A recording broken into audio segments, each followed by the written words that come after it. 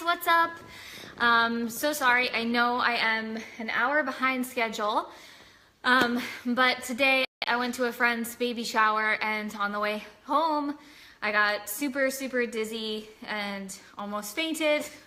So I had to chill out for a little bit before I did this video and make sure I was okay. Just think that something weird happened. I am 20 weeks pregnant, never had that feeling before. So definitely had to deal with running around and doing too much in one time, I think. But that is why I'm about an hour behind schedule. Let me just check and make sure I'm live in here.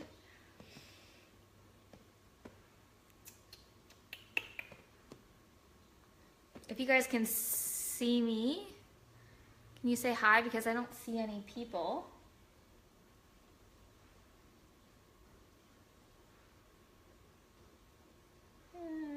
Okay, I think I'm live. I think that I have comments turned off on my thing though.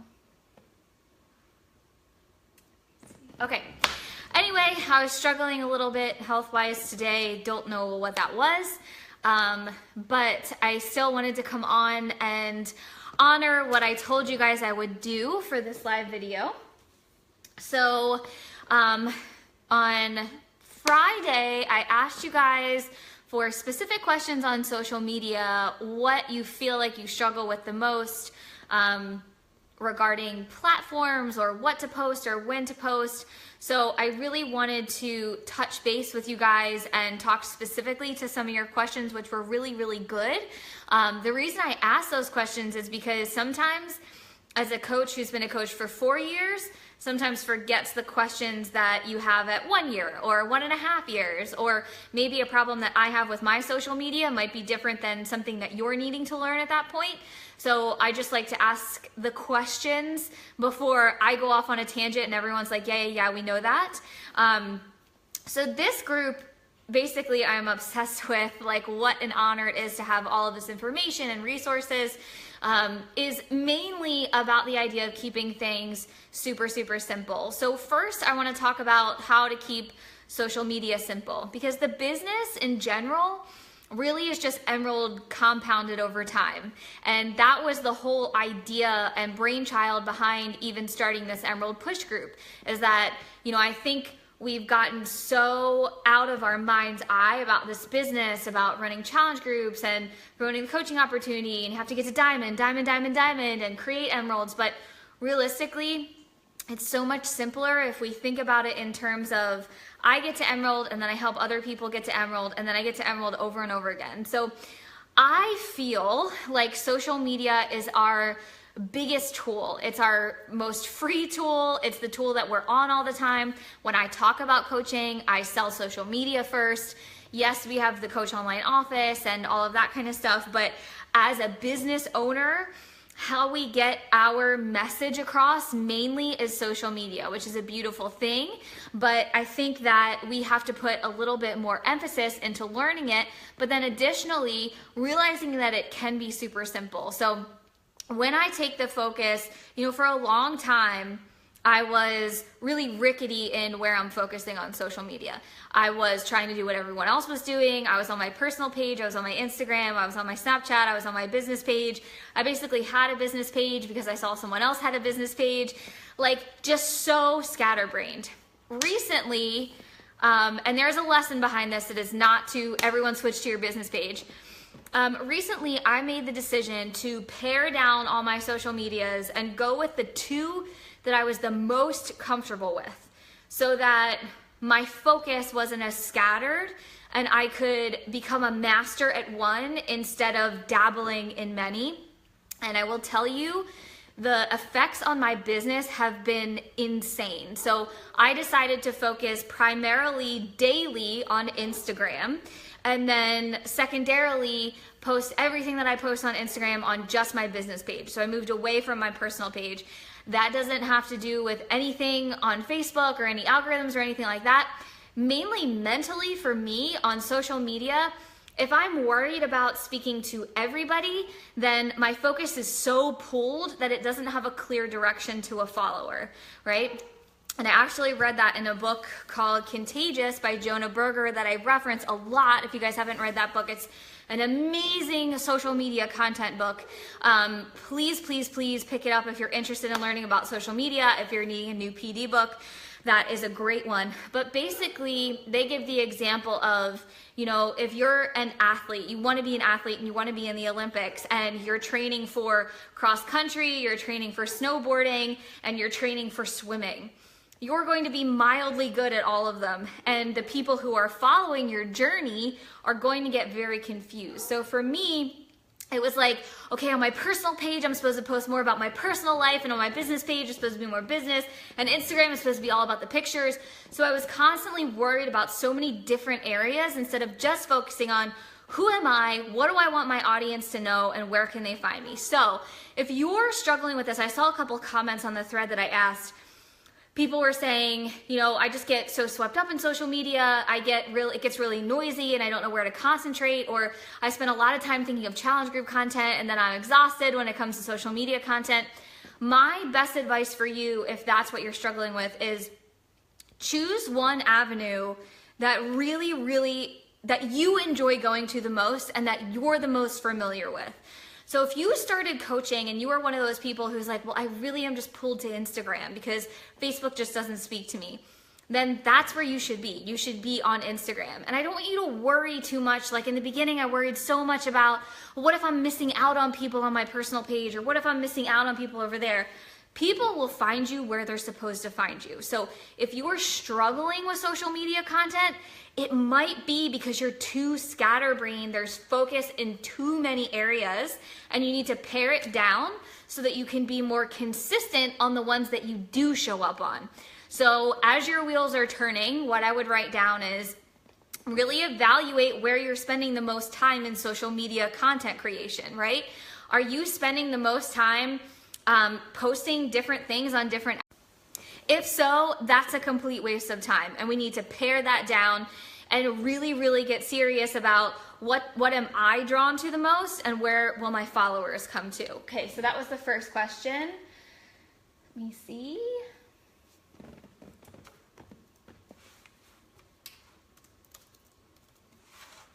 Second one was,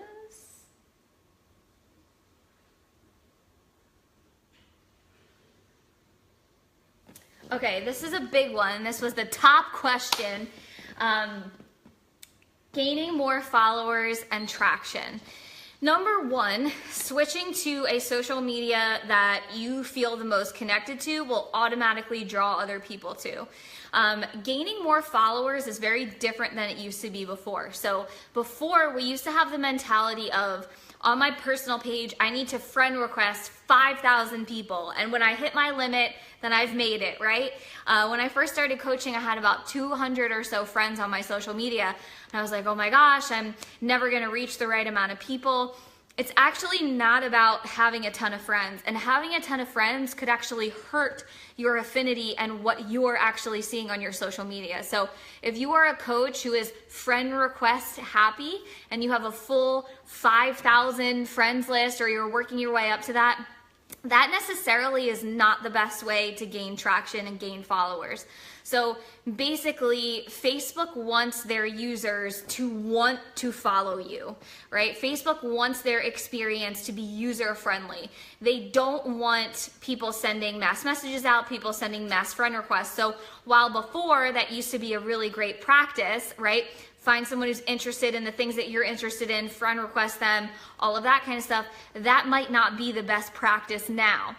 What is the best practice for me is making that connection before I send that friend request. And I have kind of developed this little saying, the social media sandwich. So if you guys have watched my YouTube videos before, you have listened to me talk about social media, I was a very big believer in every single post that I am posting 3 to 5 times per day, because when I became a coach, it was you need to post 3 to 5 times per day, and every single post has to be about what you're doing, about coaching, about fitness, which I still totally believe in. However, we are on a social media platform right now Instagram and Facebook included, where people are very weary of being sold. Everyone is selling something, right? I just got a message today. What if I told you that I just started using a new hair care product that's 100% organic and made my hair grow 2 inches out in the past 2 weeks? Immediately, you guys, my blinders were up.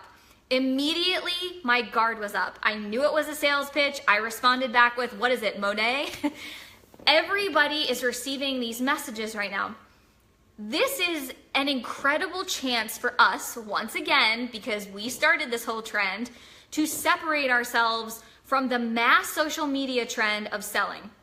It's not the selling part that's bad. It's not being involved in an MLM part that's bad. It's the way with which people are doing it.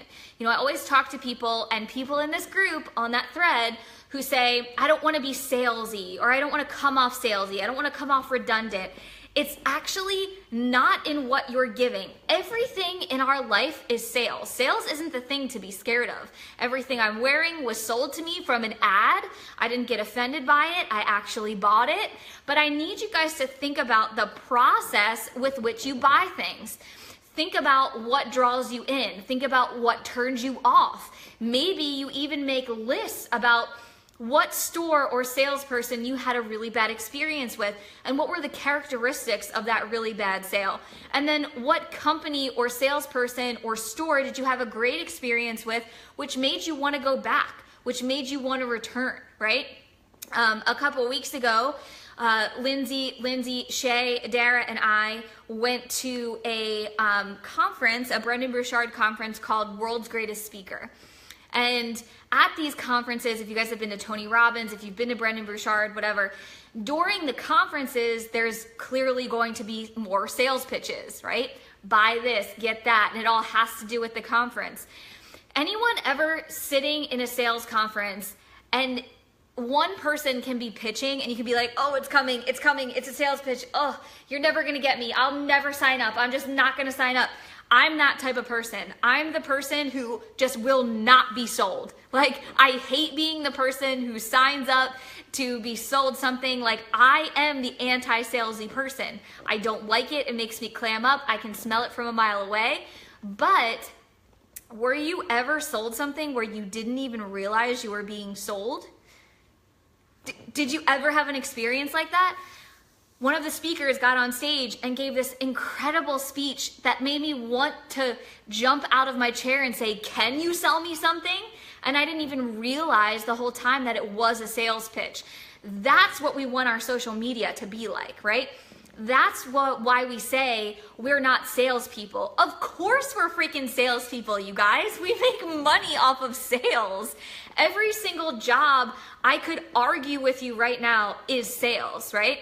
So on your social media, it's not bad that you're selling something. It's how you go about it. So number one, I don't think posting 5 times a day is the thing anymore. I think quality over content, consistency. Consistency is still a thing. You still have to show up every single day. If you don't show up every single day, then there becomes a question of, is this person actually committed? Is this person actually just selling me something? Is this something that's actually affecting their life? Because I will tell you something, when you do start to sell something to people and you do start to make a connection, they are watching. So consistency is still king, right? You still have to show up every day. However, instead of stressing yourself out saying, oh my gosh, I need to show up 3 to 5 times today, and racking your brain about what you could possibly post, what that does is it makes the content fluff. You're not actually adding any value, right? You're not actually adding anything that people want to come back to, that people want to be a part of. And that's what I'm more interested in. So I think it's quality over quantity. That's the word I was looking for on your social media for sure. And then additionally, you want to have a social media sandwich, right? So up until this point, I have preached and preached and preached that every single thing you need to post about has to be about Beachbody coaching, which I still believe in, but I believe that there's a certain finesse, right? And I want you to think about your favorite store in the mall, or even just the mall at this point. Let's talk about the mall. At Christmas time, at Thanksgiving time, at Halloween time, they deck the place out, right? It's Christmas time right now. The first thing I see when I pull up to the mall are wreaths on the outside, Christmas trees in the front. And what does every storefront, right? They all have big windows with like a little taste of what you'll get if you walk into the store. And in the storefronts of every store right now, there's Christmas paraphernalia, regardless of what that store sells. If it's a furniture store, there's Christmas decorations. If it's a clothing store, there's a Christmas shirt that says like ho ho ho or something like that. If it's a shoe store, there's fancy Christmas party shoes up front with a sign that says rock your next Christmas party. What they're doing is drawing you in, right? Right now, it knows that the people that will be attracted to the store, their mindset is on holiday, right? So they're doing an incredible job of bringing you in with that first piece of the sandwich, right? I always go in the store to look at something in the front of the window. I'm like, oh, that's cute, let me go in. What happens when you walk in? Immediately when you walk in, there's a sign that says 50% off, 2 for 1, 30% off over here. So in the front, there's a little sale section, right? Here's the Christmas sales. So they get you in the door, you get looking at the sales, but then what's directly behind that tiny little sales section in the front? All of their brand new stuff that's full price that they want to sell you, that they make the most off of, right? That little sales section in the front, it's even on the same rack as the higher price stuff, right? So they get you in, if you're like me, you flip through the sales section, and then you see something that you really like, and then you're sucked in, and then you're walking through the store. And then about halfway through the store, you see a sales associate that says to you, hey, did you see our completely marked down section all the way in the back of the store? Why on earth do you think they place that extreme everything must go sale in the back of the store? It's not because that's where all the space is. It's because they need you to walk past everything else they want to sell you before you get to the completely marked down area. And why is every sales associate instructed as soon as you walk into the store to tell you about the extreme sale in the back so that they get the customers through the store, right? What an incredible sandwich they're creating. They're bringing you in with something shiny that they already know your mindset is in, right? So shiny, then you see, the best part of a sandwich for me is the mayo or the mustard. So then the first sales section's the mayo or the mustard. Then it's like the meat, right? The meat and the cheese, the stuff that really counts about a sandwich, but like it's not the best part, right? The pickles and the mustard and the mayo are the best part. And then they want to get you to the back because they want you to walk through all of the meat of the store, right? That is what I want you to think about your social media. You have a storefront, right? You have things to say, you have things you want people to buy. You need to start creating a social media sandwich. What do I mean by that? So what I have been doing in the beginning, I have been posting something that people want to hear about. Maybe it's a baby post. Maybe it's a family post. Maybe it's asking a question about the holidays. Maybe it's talking about, something that I failed at that week, or a bump date, something fun, something that piques people's interest. Right now, it's the holidays. It's anything to do with family, some house hacks, things like that. Then, as I draw them in, I maybe do a post about, oh, we're doing this, silly 3-day detox thing, right? That's the initial sale.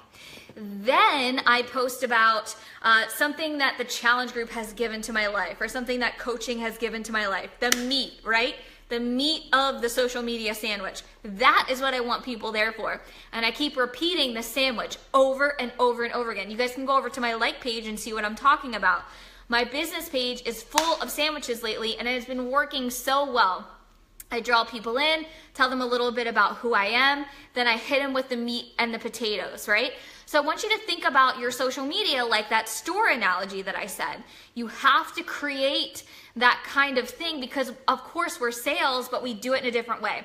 So I instruct all of the people that I talk to who are afraid of being salesy, and if you're afraid of being salesy because a ton of people commented that, I want you to go to my social media and tell me if you feel like you're being sold. You can do it while I'm talking. You can open another, I can't see any comments, so I don't even know if people are commenting. You can go to another browser and open up my business page, scroll through it, and tell me if you feel like you're being sold. There is a very specific finesse about it. It's very simple. I simply share the products through my life, right? I don't say, hey, there's a sale going on, join my challenge group, join my team. I talk about myself in the third person and talk about my life before Beachbody, my life before the programs, and my life through them now. What have I learned this week about myself? What has it given me this week? Small wins. I saw a couple people who commented, I don't think I can, and now I'm going to talk about sharing the business opportunity. I don't think I can adequately share or attract people to the business opportunity because I don't have a big success story yet. And I'll tell you a really funny and shocking thing about social media. So through the whole beginning of my career, I thought the same thing. Well, I don't have a big success story. I haven't had this big lump sum of money, or I haven't retired my husband, or any of this stuff. As soon as it happened, it stopped relating to people. Every Beachbody coach wants what they don't have in their business because they think that will attract a person more. And then as soon as you get that success, you realize that the thing that holds more levity is the thing that you were pissed about having before. People on social media don't want to see big, huge transformations, right? People always say, well, I don't have a transformation that's good enough on social media, or I don't make a ton of money yet. That doesn't sit with people. That scares people. A really, really good coach at leadership says part-time is sexy. Those little wins are so sexy on social media. Talking about the extra $50 that you made, the car payment that you made. I saw a couple people say, I'm not at the point yet where I make enough money with Beachbody where I pay for my Shakeology. But what do those little wins give you? When you get a paycheck of $20, what does that little win give you? Here's what's happening. People want to post too much about the big successes, so they don't share little wins at all. So when they do share the big successes, they're attracting people who are only attracted to, I want to sign up somewhere and make a shit ton of money. I don't care about the little wins. And then those people fall off from coaching. So you have to think about, what are the characteristics of the person I want to attract with this post? I want to attract someone who's willing to work for a longer period of time for lesser money to eventually make more money.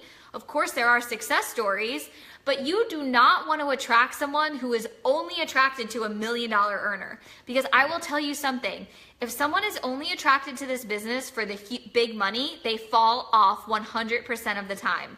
Because as you know, it takes weeks and months and years of work in order to get to that point, which is how it should be with any job, which is totally normal. However, there's this whole society right now on social media that's give, give, give. I want to make big money. I want to make it fast. I want to work not at all for it, right? That's not who we want to be attracting. So the sexier things to post about, the more legit things to post about are what are the little wins, right? So maybe you have a calendar for yourself throughout the week. And throughout the week, to make it less confusing, you say, you know, on Monday is the tip of the sandwich. I post about family, I post about, you know, whatever. And then on Tuesday, I post a little win, right? On Tuesday, I post a win from my challenge group or a win from my team. Maybe you saw that somebody lost 5 pounds or 20 pounds or whatever it is. I'm going to post about that. Or I'm going to post about how I feel today getting my workout in. On Thursday, I'm going to post a little win from my paycheck. Or maybe it's, I'm, you know, just getting to the point where I can make enough to pay for my Shakeology. Those are the things on social media that are really, really attractive to people who are wanting to know about the business opportunity. But when you are posting about, you know, you're doing your sandwich, you're posting about something people want to read about, you're posting about, and you guys can ask me questions on this. I'll check my, the live stream on this and see what the questions are. There always has to be a slight air of coaching or challenge groups, right? So I'm going to read you some examples of what I mean because I don't think it comes across when I say this. So when I say not all of your posts should be about Beachbody, what I mean is, and what I want to clear up is, what we mean by that is not every post should be, come join Beachbody. We have a sneak peek. 3 spots available. Anybody want to do a refresh? 80-day obsession coming out. Look at these results. That should be few and far between, right? When you do a post, they should all come back to Beachbody, right? In the store, everything comes back to what they sell. There's just different versions and prices and colors and sizes and jeans and shirts and tanks. They're all different, but they all come back to the same genre, right? So when you're posting about your family or you're doing a post where you think people might be intrigued about something that happened to you, it still has to relate to coaching, right? It has to relate to the fact that you're a fitness person, but you don't always have to say those things. You know, Chalene Johnson calls it curiosity marketing, but here we call it the sly sandwich, right? The social media sandwich. Everything is about what we do, but it's about drawing them in, getting them interested, keeping them interested, and then hitting them with a content post. So what do I mean by that? Because that can be confusing. So if you guys went to my like page, I'll just read you some examples that you can see, and then I'll go on to the last 2 topics, and then I'll be done.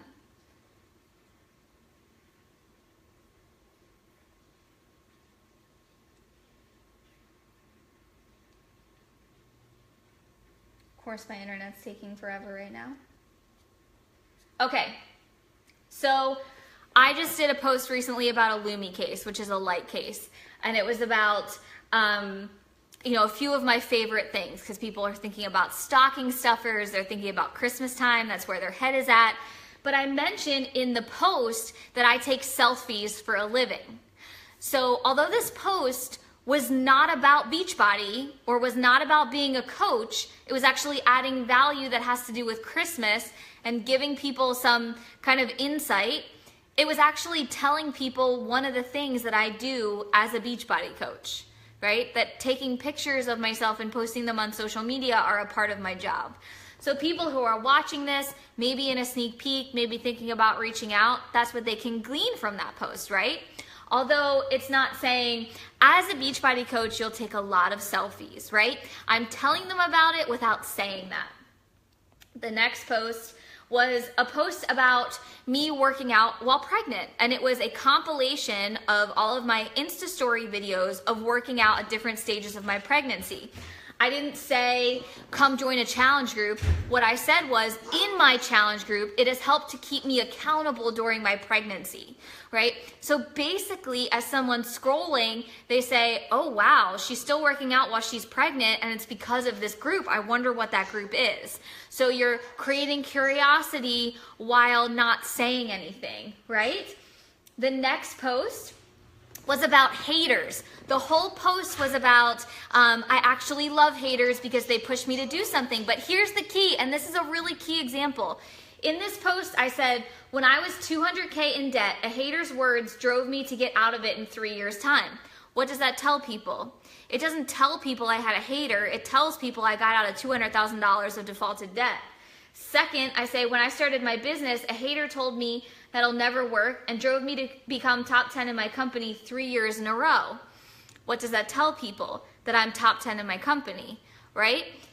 The whole post, I drew them in with the subject of haters. People love to talk about haters, right? And I've had them, but I inadvertently, subconsciously related it to my business. Does that make sense? Am I making sense here? The next example, I asked people to comment on a post about where they live because I said my husband and I just moved across country to Florida to our dream home, where before we wouldn't have been able to do that. Sure, the post was about asking people where they lived, and then I asked them if time and money and job wasn't an issue, where would they go live, like Andrew and I. What is that telling them? It's telling them that my job allowed us to move cross country to our dream home, but it's inadvertently talking about the subject while asking them a different question. Does that make sense to you guys? Social media is all about positioning. So this post would have been the same if it was a picture of me and I said, Andrew and I were able to move across country to our dream home, taking a swim today in our pool at the end of the day because we can. Only that would have gotten 0 traction because I'm telling in a very direct way, right? Does that make sense? It's almost like you have to trick people into coming there and staying there. So it's all about the way that you word things, about creating community, about creating, asking people to comment, asking about them, commenting back, all of that kind of stuff.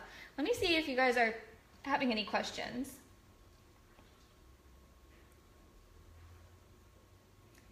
I see exactly what you're talking about. Okay.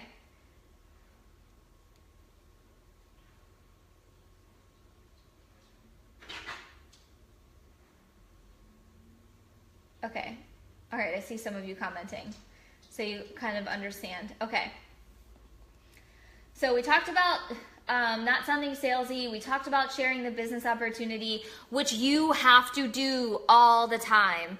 The 2 things that we're responsible for in this business is sharing about challenge groups and sharing about the coaching opportunity. Literally, our job is just those 2 things. Sharing, sharing, sharing, offering it to people. If they take it, that's great. If they don't, and they come back around later, or they take it at a later date. That's all it is. So if you're not posting about those 2 things consistently, what I would do after this call to ingest everything is write that at the top of the page. These are my 2 objectives when I'm on my social media. Then choose the 2 social medias that you can concentrate on 100%. If it's Facebook, you gotta choose, one or the other. I don't think that it's great having all these different outlets. Once you choose those, write out a little schedule for yourself. And this is the other thing that I wanted to talk about, because someone mentioned they wanted to hear about planning out content. Write out Monday, Tuesday, Wednesday, Thursday, Friday, Saturday, Sunday. And instead of saying, I have to plan out each post, because I feel like that really stifles creativity. I mean, I know there are some people who don't have a ton of time, but I really feel like you're pigeonholing yourself when you plan out all those posts, and you stifle being able to talk about whatever you want. So what I do instead is I make a calendar of the entire month that's upcoming, so that I can look at everything. I can see, where am I traveling? Where do I have other kind of commitments? And then what I do is I itemize out where my next challenge groups are going to be and where my next coaching training groups are going to be. Now everything is automated, so I'll have to come up with a little bit of a different system. It just means when I'm welcoming new coaches or when I'm welcoming new challengers, and then I plan my posts according to that.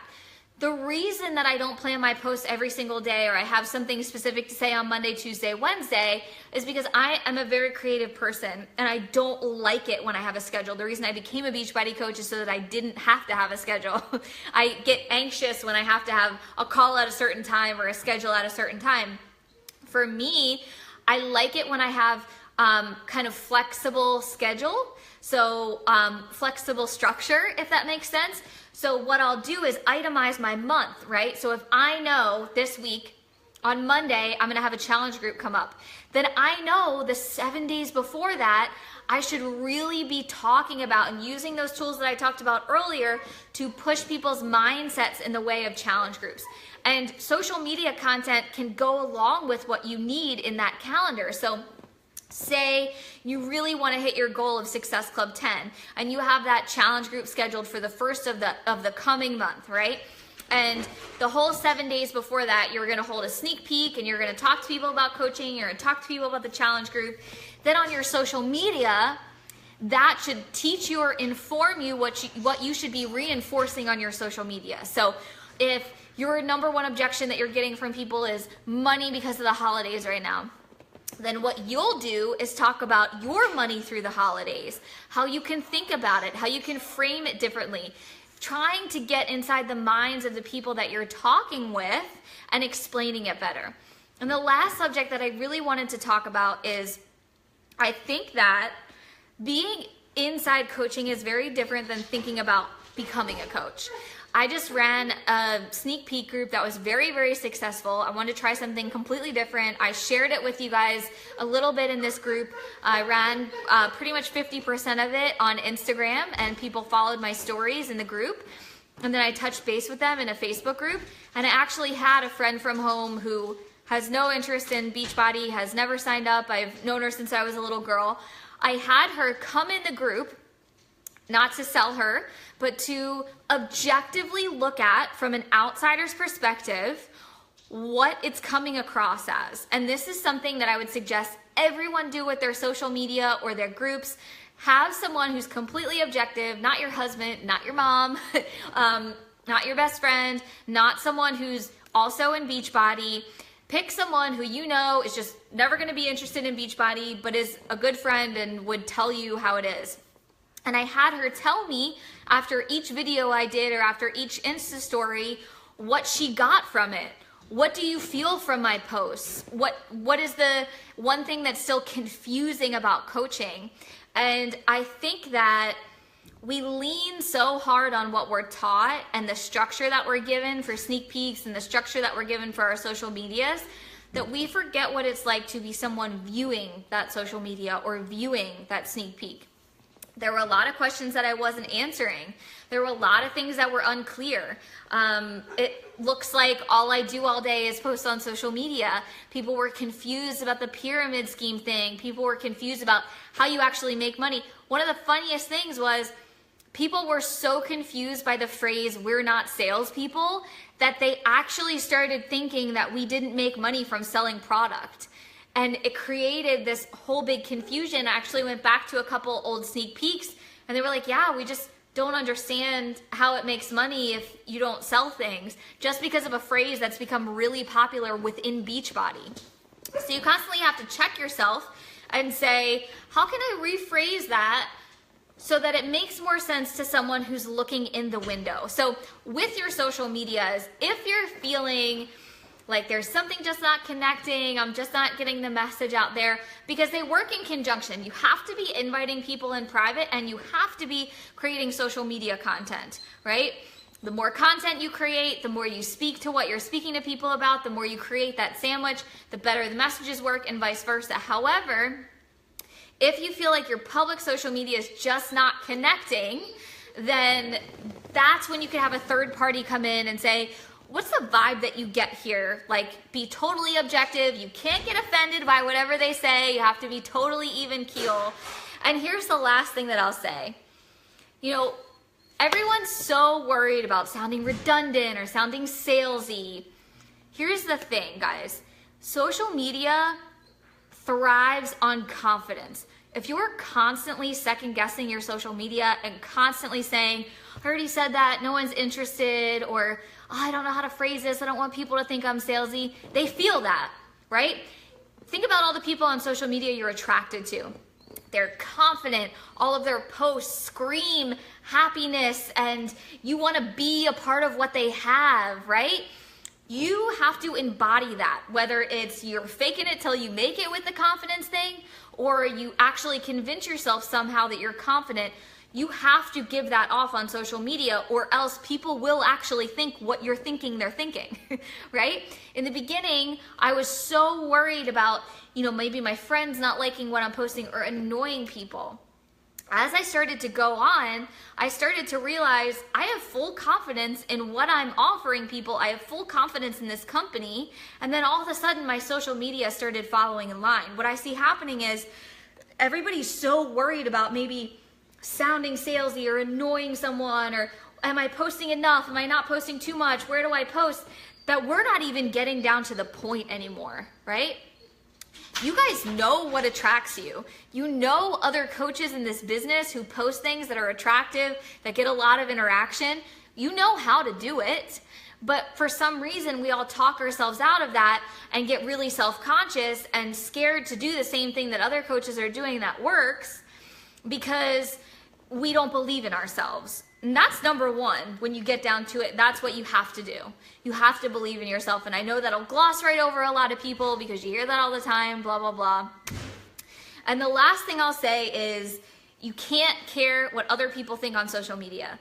Social media anymore is not a like-based business. It's not on how many likes you get on something, how much love you get on something, how much interaction there is on something.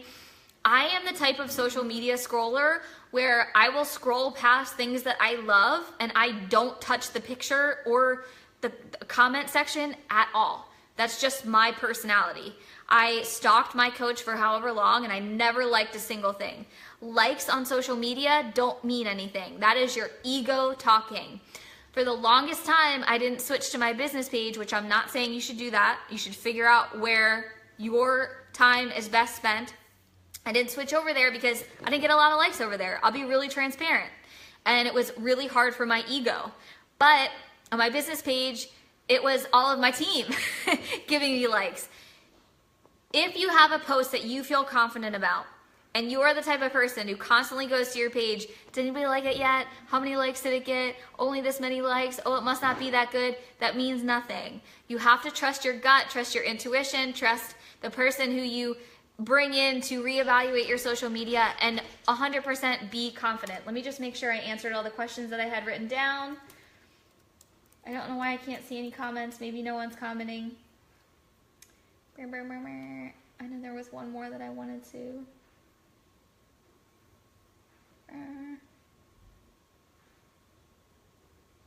Okay, this is really important. Someone had a question about Instagram, that they're only attracting other coaches or other people from MLMs. Here's the thing about Instagram that you have to kind of think outside the box on. If you're constantly only tagging hashtag fit mom, hashtag fitness, hashtag fit girl, hashtag workout at home, hashtag work at home opportunity, those are the hashtags that all other Beachbody coaches are hashtagging. Those are the hashtags that other fitness MLMs are going to and searching. And that's why you're cross-pollinating with people. You have to think outside the box on social media. And here's what I did specifically on Instagram. So I spent a little bit of time finding some people on Instagram that I was attracted to outside of the fitness world. And I'm not going to tell you their names because it's not going to work for you. So people who are in the home business on Instagram, people who have large followings for being like stylists, go through their social medias and look at the hashtags that they're using that are not related to health and fitness, but that interest you. That's how you begin to attract people on Instagram. I comment my hashtags in the comment section. I don't do it in the picture. There is a reason for that, but I cannot think of it off the top of my head. That's why you guys are only attracting coaches or other people for other MLMs. So don't hashtag any work from home, business opportunity, entrepreneur. The only people searching that stuff, you guys, are other entrepreneurs or other people who have a business opportunity. I'm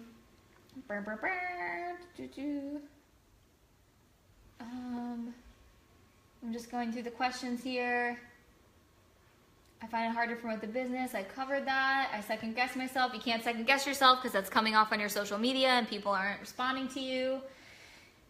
I want to add value to others so they see what I'm doing and want to join me. I want to be able to share effortlessly. So do it effortlessly. If you believe in it, you obviously do because you're in this group. So share about it.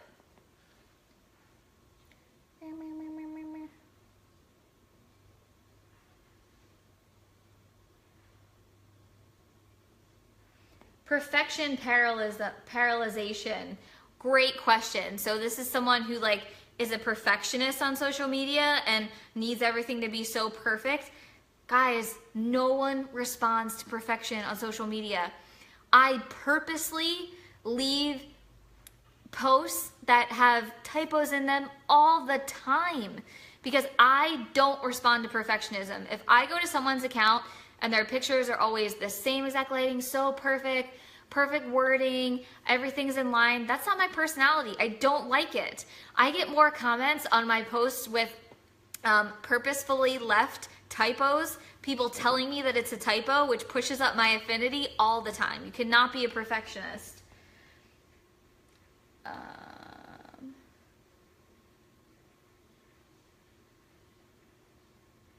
Planning content. I told you guys about how I plan content.